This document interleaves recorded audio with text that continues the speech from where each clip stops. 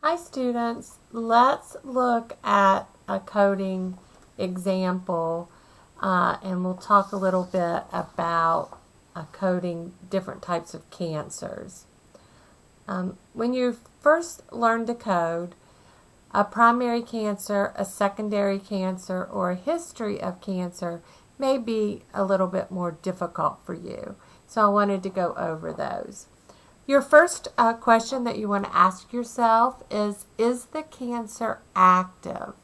Because if the patient has active cancer, then it's probably a primary cancer, and it'll be coded as either a primary or secondary depending on the documentation. Is there an active metastasis? And metastasis means that the cancer has spread someplace else. So you would be coding that as a secondary cancer. Is there active treatment? So you want to look to see if the patient's receiving chemo, or like in a breast cancer patient, they take tamoxifen. That's a drug, so that would be active treatment. If your answer is no to all of those, then the cancer is probably a history. So we will want to code that as a history. Let's look at this coding example. Patient has a history of thyroid cancer.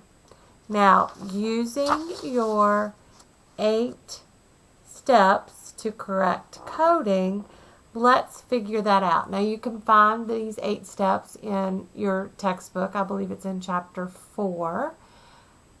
I also put it in your student materials folder. You can download it there and make a copy for yourself. There's also a lot of videos I put in your student materials folder as well.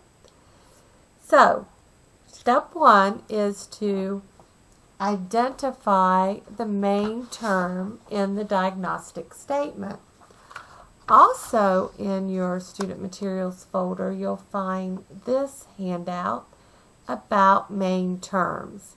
Now, a main term is a condition, such as a fever, a cough, an infection, a fracture, and so on. A diagnosis is the reason why a patient visits the physician or has a procedure or surgery. Now, the main terms are going to be found in your ICD-10 coding book, and they are in red. So we want to look for the main term in this coding scenario. Patient has a history of thyroid cancer. So what's your main term? If you said history, you would be correct. So we want to look history up in our coding manual. If you have tabbed your coding manual, you'll be able to find these a lot quicker. So I'm going to go straight to the H's, looking for the main term in red. That is history.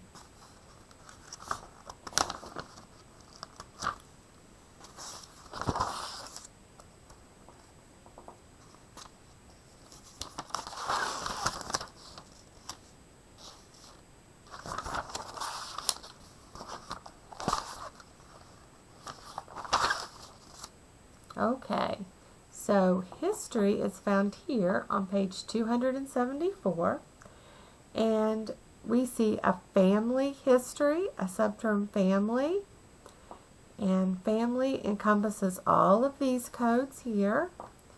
And then we see a personal history starting here on page 275. So in our coding scenario, we know that the patient has a history, and it's the patient we're talking about, so it would be a personal history.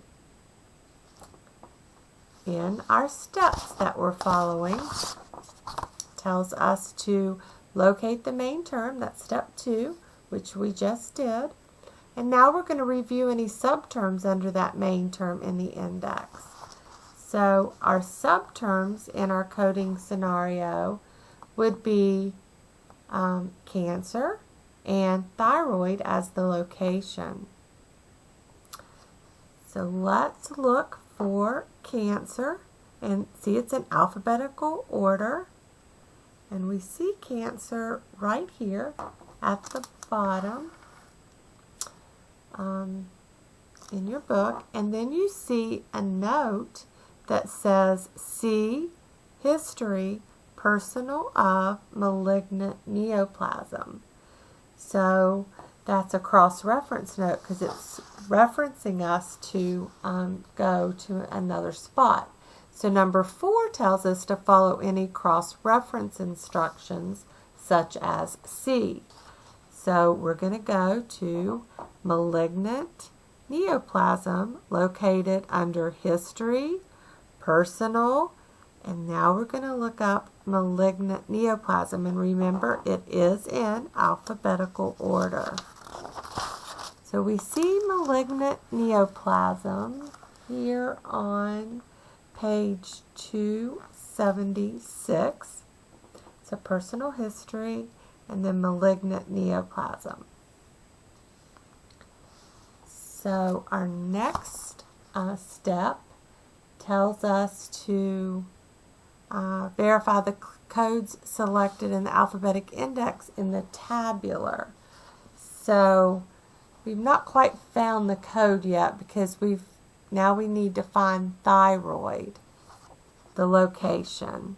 So we went to history, personal, malignant neoplasm. Now let's look for the location of thyroid here in your code book.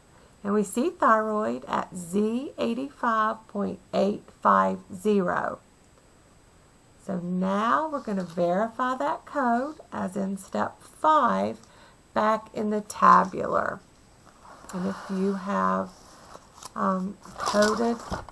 tabbed your books, you're going to find your Z codes pretty quickly.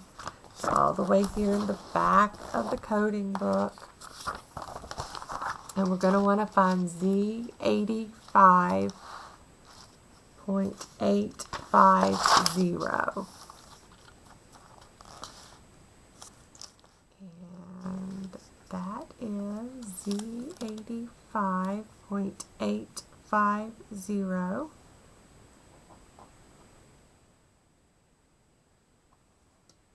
Found right here, Z85.850. Okay, personal history of malignant neoplasm of the thyroid. So we want to refer to any instructional notes in the tabular. Now we don't see any right here at the code, but we could come back over to the category level, which you remember is the 3-digit level, which is Z85, and there are some coding notes here, so we could read those quickly just to see if any of them apply. The code first one, the use additional one, those don't apply to our coding scenario, but they could, so it would be important for you to do that.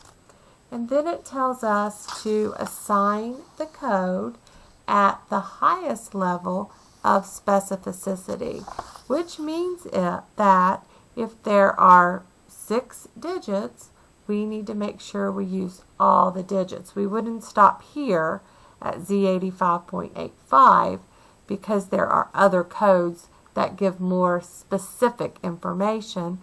We want to make sure we code to the highest level of specificity. So Z85.850, and it does give us, as in step 8, code the diagnosis until all the elements are completely identified, and they are identified in this code. I hope that's been helpful. Make sure you visit your student materials folder for other helpful information.